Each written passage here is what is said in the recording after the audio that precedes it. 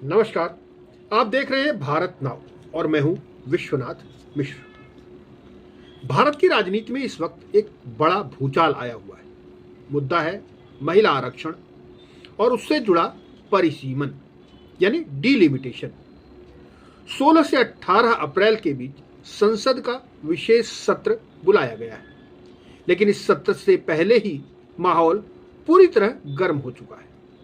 सवाल यह है, क्या सरकार महिलाओं को उनका हक दे रही है या फिर आरक्षण की आड़ में देश के संघीय ढांचे के साथ कोई बड़ा खेल करना चाहती है? आज भारत नाउ पर हम परिसीमन की उस पेचीदगी का विश्लेषण करेंगे जिसने उत्तर और दक्षिण भारत के बीच एक नई लकीर खींच दी है। सबसे महत्वपूर्ण सवाल है, क्या यह संवैधानिक ढांचे पर हमला है?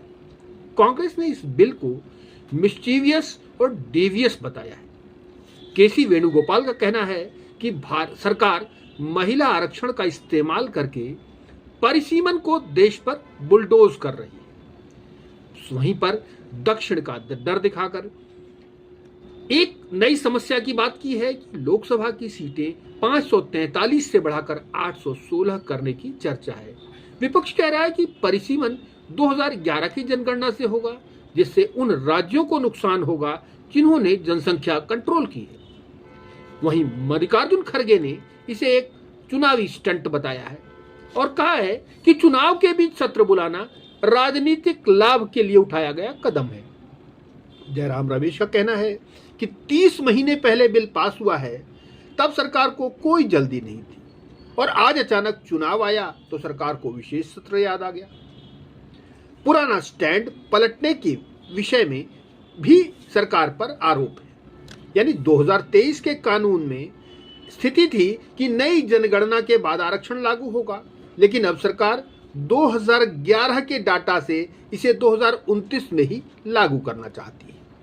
अब बात करते हैं कि असली पेच क्या है।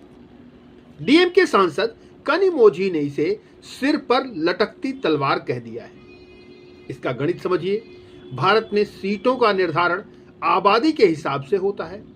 दक्षिण के राज्यों ने जनसंख्या नियंत्रण में बेहतरीन काम किया, इसमें कोई दो राय नहीं, लेकिन अब उसके कारण उनके यहां सीटों की संख्या थोड़ी कम हो सकती है। अगर उत्तर भारत, यूपी, बिहार की सीटें जनसंख्या के आधार पर थोड़ा ज्यादा बढ़ गईं, तो संसद में दक्षिण की आवाज कमजोर होगी। विपक्ष की मांग है कि महिला आरक्षण को परिसीमन से अलग कर दिया